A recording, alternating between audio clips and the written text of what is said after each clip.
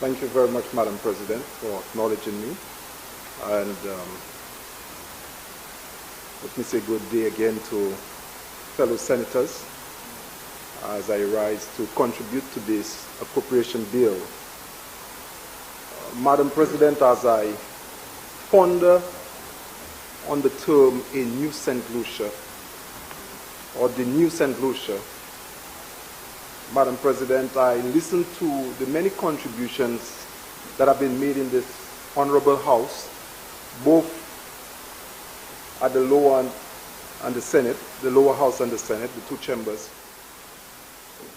And as I listen to the people whom we speak about in this honorable chamber, Madam President, I could only consider this socio-economic situation as such that it paints a picture that St. Lucians are generally like caterpillars on a wild field crawling to survive, as there are birds, a few birds flying above. This is how I've captured basically St. Lucia in its current state. Caterpillars crawling as some birds fly above. Madam President, permit me to start my presentation on behalf of the people of St. Lucia through the leader of the opposition by stating the more that people speak out on matters relating to the performance of any government, the better will be the governance in our country. You see, Madam President, some individuals, like governments, when given power, will take advantage and be abusive. And it is with the silence of the abused that the abuser thrives on and finds reasons to continue to inflict pain onto his or her victims. Therefore, all St. Lucians are encouraged to raise their voices to matters relating to the welfare of St. Lucians. Don't stay silent. Permit me also, Madam President, to underscore that some young people with whom I have had the opportunity to converse continue to show apathy towards governments and politicians generally. It should be a concern of all leaders that some young people believe that their opinions do not matter because it appears that all power resides with politicians, while we say that power are with the people. Madam President, if our people are allowed, without fear of victimization, to freely express their views and displeasures, it will contribute to greater transparency and accountability. Madam President, as it relates to the appropriation bill, wherein lies the policy direction of this government, it may be well, it can be said that St. Lucia currently is at the lowest position of a socio-economic trough. And this is not a mere seasonal downward development performance, Madam President, but it is a frightful situation of historical significance that our beloved island has been thrown into by COVID-19, coupled with mismanagement by a government that does not care about ordinary St. Lucians. COVID-19 has paused this whole business, and it is continuing to hold ordinary people in a vice grip, squeezing out viable options for survival. Madam President, even our normal coping capacity has been challenged. But while COVID-19 is trying to kill who it can, the government can maltreat St. Lucians. The government has failed us in responding to the crisis. They placed the country under a state of emergency so that we will not speak and protest their hurtful policies. They could not provide us with food, and they played politics instead. And when it seemed that they figured out that some people might have some ways of trying to cope to survive, they decided to tax the poor man's survival kit. making charcoals, fishing, barbecue, renting an apartment, just to name a few, had to be taxed by this government. This experience, Madam President, has left our people traumatized. And now, as we are in a hurricane season, our people are concerned with not only the loss that they may be subject to due to a natural disaster, but also the cruelty of not being served by this government if they happen to be in need. Madam President, the 2020-2021 budget presentation by the Prime Minister is a clear manifestation of a government that has run its course and has nothing of significance to show after 4 years in office. It is typical, Madam President, that the Prime Minister, for him to engage in meaningless statistics, when he indicated that the government has reduced unemployment from 21.4% to 16.8% by the end of the 2019-2020 fiscal year. However, the economic records will show that any reduction in unemployment rate is not due to a specific policy choices or initiatives of the government. What is in fact very clear, Madam President, is that there are fewer St. Lucians looking for work than in previous years, because many citizens willing to work cannot find jobs in this country, have moved to places like Dominica, St. Croix, St. Thomas, and other Virgin Islands, where there is construction work as they are currently recovering from the effects of hurricanes. The Prime Minister's statement showed that the government has a very serious cash flow problem and is conveniently placing all the blame on the impact of COVID-19. But what has brought us to this stage is actually the level of reckless borrowing, reckless spending that the government engaged in over the past 4 years. Having ignored the opposition's frequent words of caution and the warnings to slow down on the excessive spending and borrowing, the government now finds itself boxed into a situation where it is unable to fully meet the salary obligations to public sector workers. Madam President, the proposal submitted by the government to public sector union was highly disadvantageous to public officers, and they rightfully dismissed it. By presenting a 2021 budget with such a huge deficit of $560 million, the Prime Minister is finally admitting that the government has failed to manage the economy effectively and does not have a clue how to address the current economic situation. The fiscal picture presented by the PM shows that it is not encouraging. The government intends, Madam President, to borrow $444 million to refinance existing debt.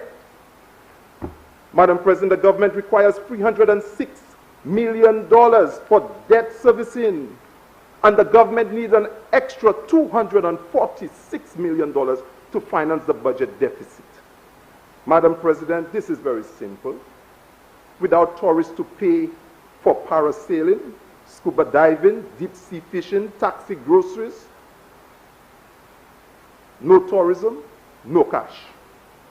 And even while he acknowledges the seriousness of the deficit financing problem, the government continues on its merry borrowing ways. Recently, Madam President, the government approached the commercial banks for a new loan to finance public sector operation, but the banks flatly rejected the request, citing the overexposure of the government. Today, Madam President, I want to once again remind the Prime Minister of the adage which reads, when a country borrows, it must pay back. And this applies to this government as well. We are all aware that he does not listen, but bearing in mind that by his own admission, the GDP of this country could contract by up to 18% or even double by 2021 fiscal year, it is time for us to tread more cautiously. It is not enough for the Prime Minister of Finance to lay blame for the current fiscal situation squarely on the presence of COVID-19 pandemic. He needs to avoid the customary action by his government that will only serve to further exacerbate the fiscal situation. We cannot continue to question the government. We can continue to question the government handling of COVID-19 pandemic. Madam President, where the PM says one thing, he does another. Here are a few examples, Madam President. The government promised to take a bipartisan approach to tackling COVID-19 pandemic, establishing a multi-sectorial economic review committee to prepare an economic review and resilience plan. However, the government-led committee proceeded to bypass the key stakeholders when making decisions and develop an economic recovery strategies without the input from the opposition and other stakeholders. Madam President, therefore, in the Prime Minister's address, when he indicated that in a presentation, a new economy is emerging, one that is diverse, excellence-driven, innovative, and increasingly more resilient, as he stated in page 11 of his presentation. Madam President, this is far from the truth. A new economy that is diverse, excellence-driven, innovative, and more resilient. Madam President, let me remind the Prime Minister that the basic unit of sustained innovation is not a creative individual, nor even a creative team, but a creative community with cause. Communities rather than individuals are basic units of sustained innovation. The PM have decimated community-based organizations. The PM can't treat CBOs like disaster committees and NGOs like the National Trust in the manner like it did, and expect to create a diverse, resilient new economy. Madam President, if this is about people, if this is about making people the center of development, how can the Prime Minister say this in one breath and then treat NGOs and community-based organizations in the manner that they have been treated?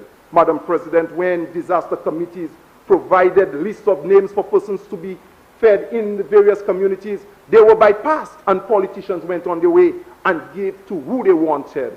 And that's why, Madam President, earlier on when I spoke about the targeting mechanism, Madam President, I think it is time that in each community where there's a disaster committee, we should have a referral committee of at least 3 persons, so that when persons are not served properly, there's somewhere they could go to and ask that their case be reconsidered.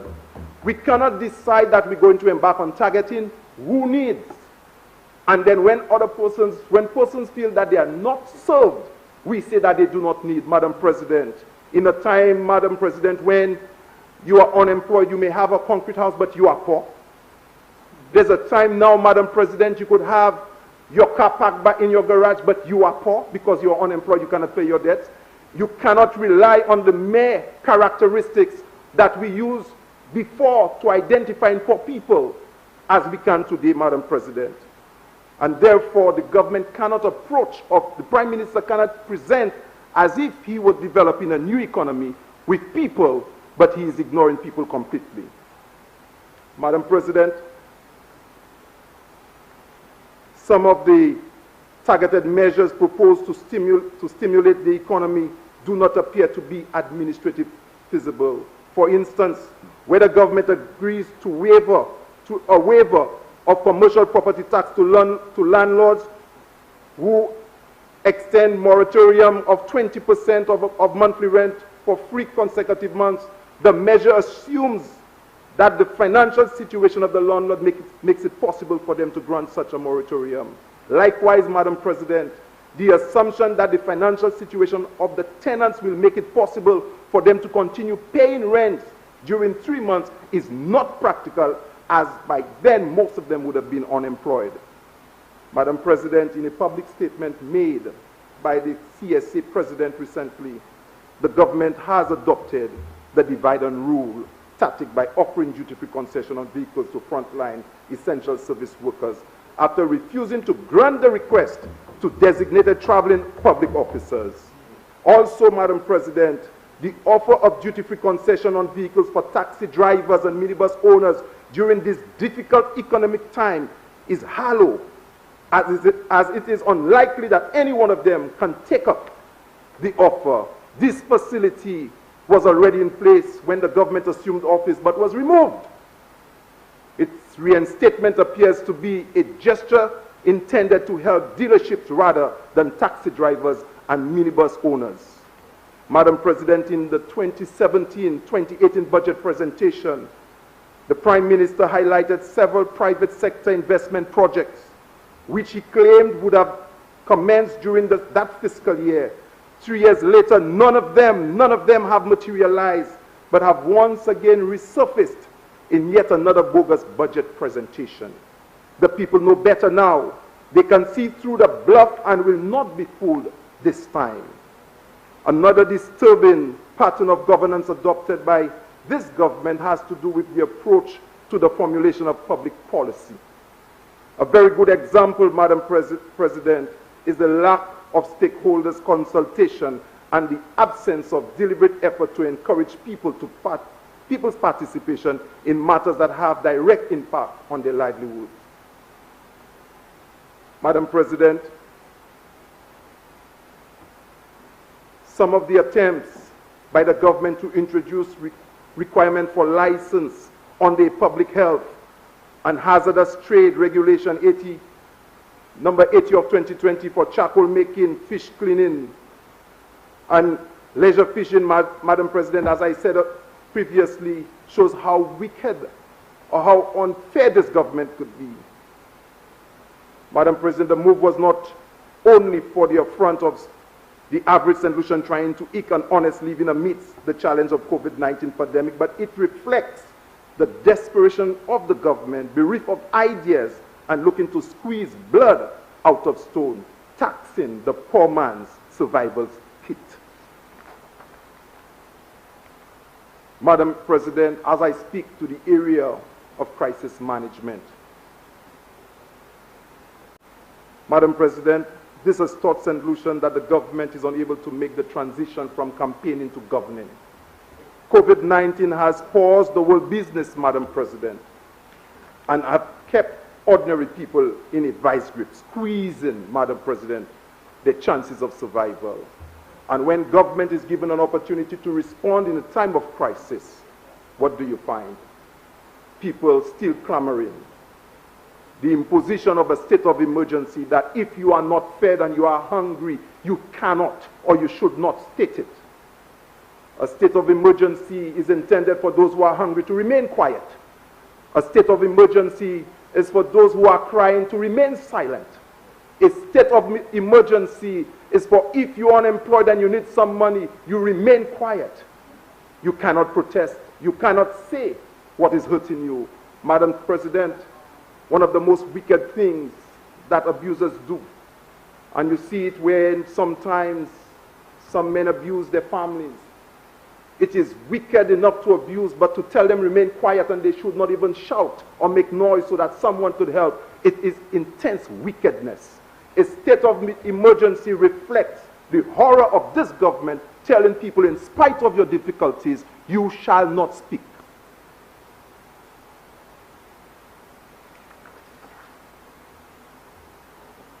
Madam President, the Prime Minister remarked, he acknowledged that public servants for their dedication to our country, and he indicated theirs is the responsibility to translate policies and programs of the government into action for the benefit of the people. Madam President, such an important statement as this, that statement differentiates and demarcates responsibility of the executive and those who make policies. This statement, Madam President, highlights the role of ministers for policy formulation. But Madam President, in St. Lucia, what you have right now, and if you listen to the statements in the lower house, politicians boasting of, I have done this, I have done this.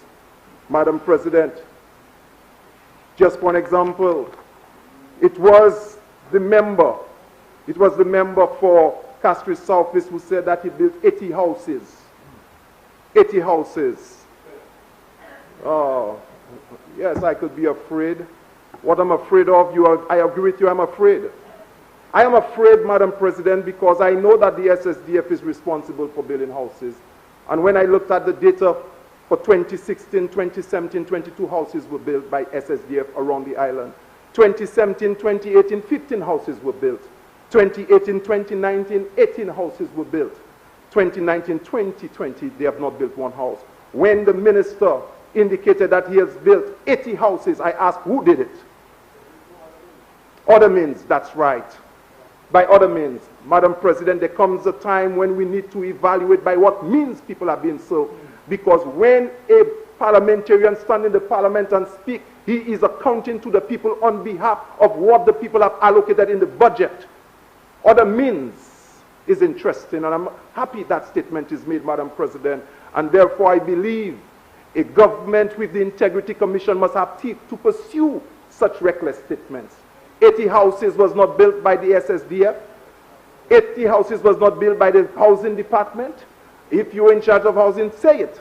But then people must not just know where it is coming from. Because, Madam President, I believe the time we are living, you can do the good thing the wrong way, and it is equal to doing the wrong things.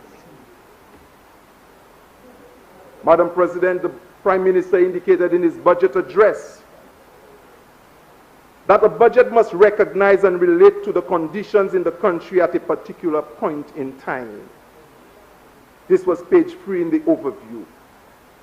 The budget must recognize and relate to the conditions in a country at a particular point in time. Madam President, listening to the budget presentation by the Prime Minister as echoed by the leader of government business, Madam President, I'm hearing the same things that have been rehashed over and over and over in this chamber. Nothing has changed. Roads, roads, roads and drains, Madam President. Madam President, I usually listen to young people that I've conversed with say, can you imagine the most difficult job supposed to be that of your parliamentarian, yet you, the student, have sleepless night and he has none. For he can wake up and come to the parliament and announce that all he has done is drains, drains, drains and roads. You do not need a parliamentarian if it's all you need is drains and roads. People are having sleepless nights. The parliamentarian work to represent his people in this difficult time must be a trying time. It is not to boast of what you've done. And if it is that easy to boast of what you've done, then you have not kept to how difficult this task is. People are still unemployed. People are suffering, Madam President. And when you listen to a presentation in a COVID world, where the presentation has to do with drains and roads, you ask, what is happening in St. Lucia? Madam President, the Prime Minister said that it's a particular point in time, and I asked myself which time was being considered, because there is indeed a special time that we are in. It is the time of COVID, but it's also the time when election is nearing. And I did ask, what did influence this budget presentation? Was it COVID-19, or was it the issue of the election that is nearing? Madam President, we can figure that out. But I'm saying, Madam President, while most St. Lucians are having sleepless nights trying to figure out how will they pay their mortgage now that they are unemployed, how will they send the children to school, how will they buy school books? And one indicated that the school called her and she rushed thinking that she was being called to do some work for some money, but she was offered the book list and called me and asked me how she's expected to buy school books this year. Madam President, I continue to highlight that we as caterpillars in this part of the world, and when I say caterpillars, I am referring to all of us as St. Lucians who have not started life with any golden spoon in our mouth or any special arrangement for us to climb. We all hope that one day that we can develop wings as a butterfly. But Madam President, when you award someone a contract for $10,000, and it is your year's contribution when you've made $2,000. And if you go back to the PAL rep after you've made $2,000 a month later, they said that you are greedy and you are not content. There's no contentment in terms of what you've received. When someone else implement a contract for 10,000 but make 8,000 out of the 10 because some has to be shed elsewhere.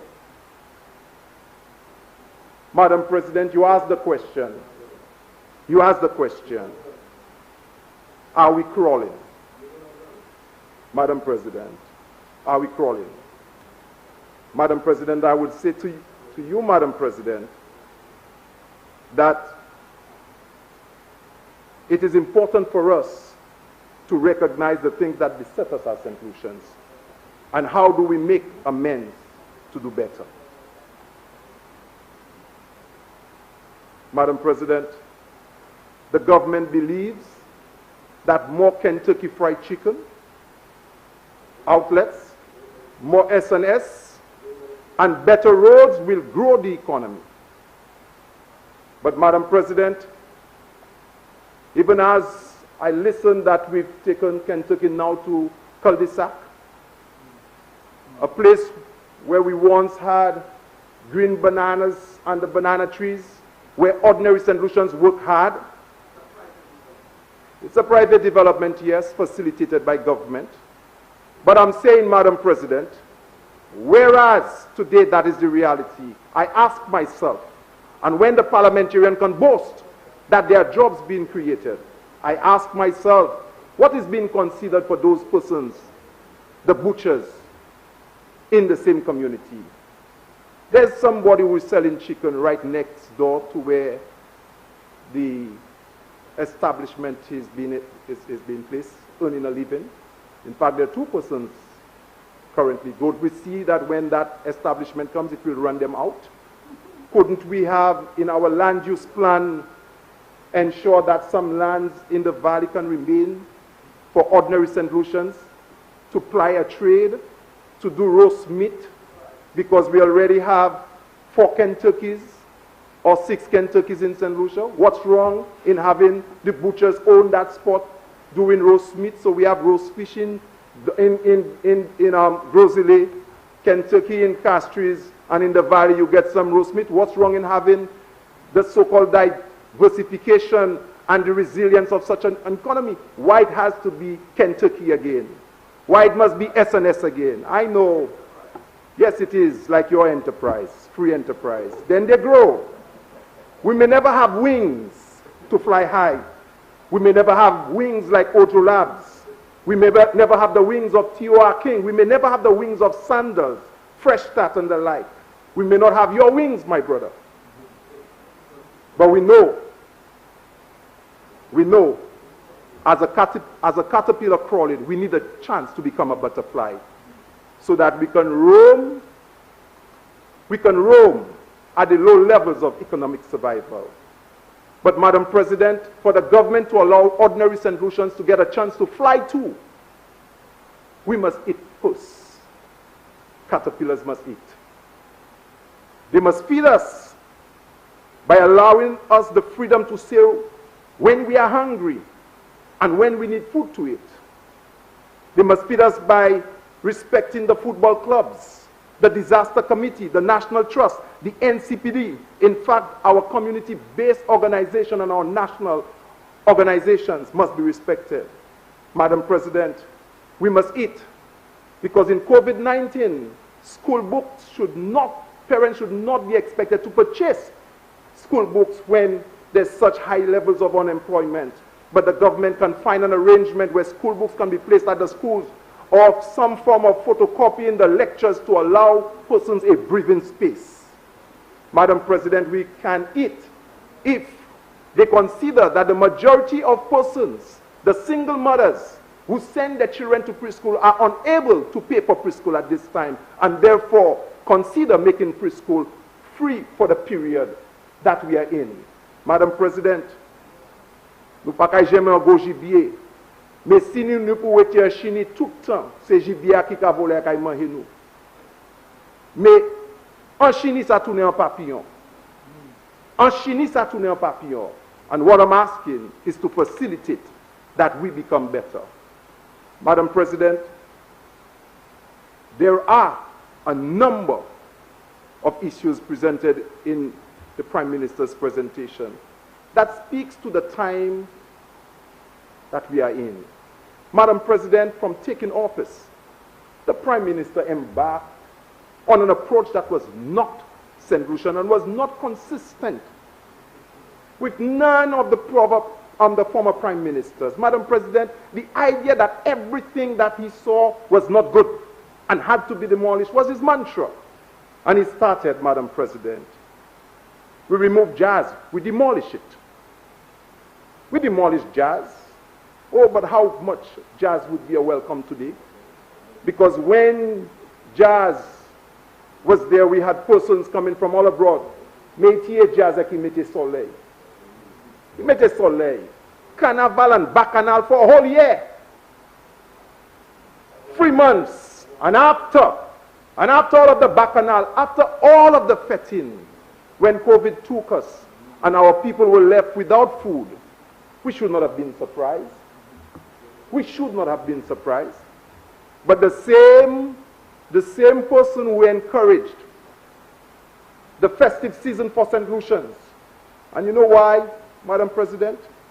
I am reading and I'm looking at the Prime Minister's posture.